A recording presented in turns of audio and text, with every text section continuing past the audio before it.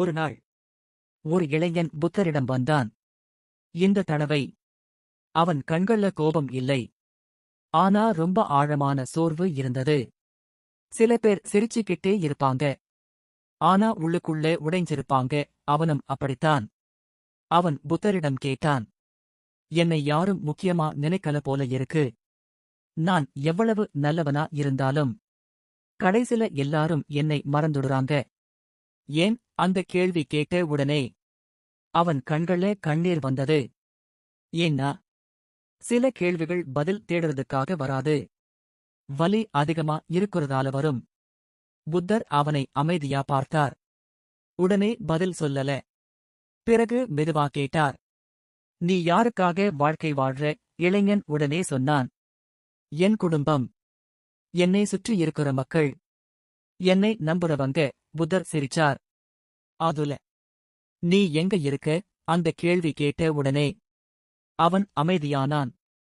ஏன்னா அவன் வாழ்க்கை முழுக்க எல்லாரையும் நினைச்சான். ஆனா அவனை அவன் நினைக்கல. புத்தர் அருகில இருந்து ஒரு சிறிய விளக்கை ஏற்றினார். இருட்டு வர ஆரம்பிச்ச நேரம்.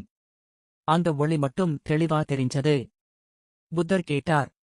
இந்த விளக்கு சுற்றி யாரும் இல்லன்னா ஒளி தருவதை நிறுத்திடுமா? இளைஞன் சொன்னான். இல்ல, புத்தர் சொன்னார். அப்படின்னா ஏன் நீ மட்டும்? யாராவது பாராட்டணும். யாராவது ஏற்றுக்கணும். அப்பதான் உனக்கு மதிப்பு இருக்குன்னு நம்புற. அந்த வார்த்தை அவன் மனசுல நின்னுச்சு. ஏன்னா பல வருடமா அவன் சந்தோஷத்தை மற்றவர்களிடம் தேடினான். யாராவது மெசேஜ் அனுப்பினா சந்தோஷம். யாராவது கவனிக்கலன்னா வலி. யாராவது பாராட்டினா உற்சாகம். யாராவது மறந்துட்டா உடைஞ்ச மனசு. புத்தர் சொன்னார்.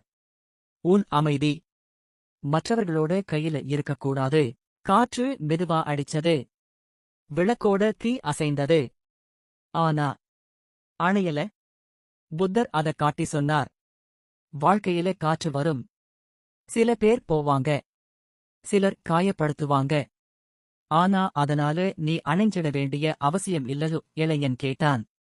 ஆனா எல்லாராலும் மறக்கப்படுற மாதிரி இருக்கு. புத்தர் சிரிச்சார். ஒரு பூவை நினைச்சு பாரு. அது பூக்கிறதுக்கு காரணம் யாராவது பார்ப்பாங்கன்னு இல்ல. அது பூவா இருக்கிறதால அமைதி. அந்த வரி அவனுக்கு புதுசா இருந்தது. ஏன்னா அவன் வாழ்க்கை முழுக்க மற்றவர்கள் அவனை எப்படி பார்க்குறாங்கன்னு நினைச்சு வாழ்ந்தான். அவன் உண்மையா என்ன நினைக்கிறான்? என்ன விரும்புறான்? என்ன வலிக்குது? அத கவனிக்கல. புத்தர் கேட்டார். உன்னை நீ மதிக்குறியா? அந்த கேள்வி கேட்ட உடனே அவன் பதில் சொல்ல முடியல. ஏன்னா மற்றவர்கள் மதிக்கலன்னு கவலைப்பட்டான். ஆனா அவனை அவன் மதிச்சதே இல்ல. புத்தர் மெதுவா சொன்னார்.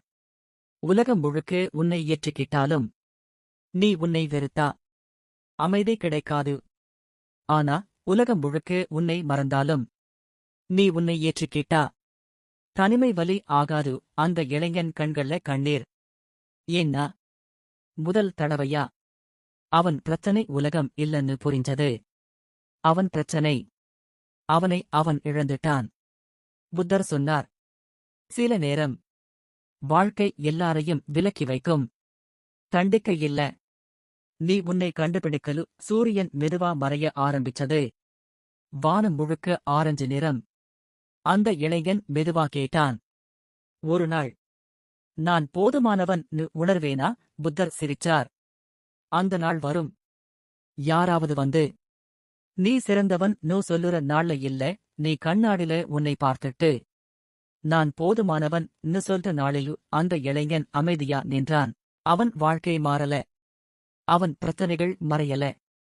ஆனா அவன் மனசுல ஒரு உண்மை வந்தது.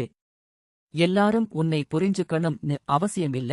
எல்லாரும் உன்னோட இருக்கணும்னு அவசியமில்ல. சில நேரம் வாழ்க்கை தர்ற பெரிய சக்தி யாரும் இல்லாத நேரத்துல கூட உனக்கு நீ துணையா இருக்கிறது. அந்த நாள் வந்தா தனிமை பயமா இருக்காது. அமைதி ஆகிடும். ஏன்னா உலகம் உன்னை மறந்தாலும் நீ உன்னை மறக்காத வரைக்கும் நீ தோற்கல.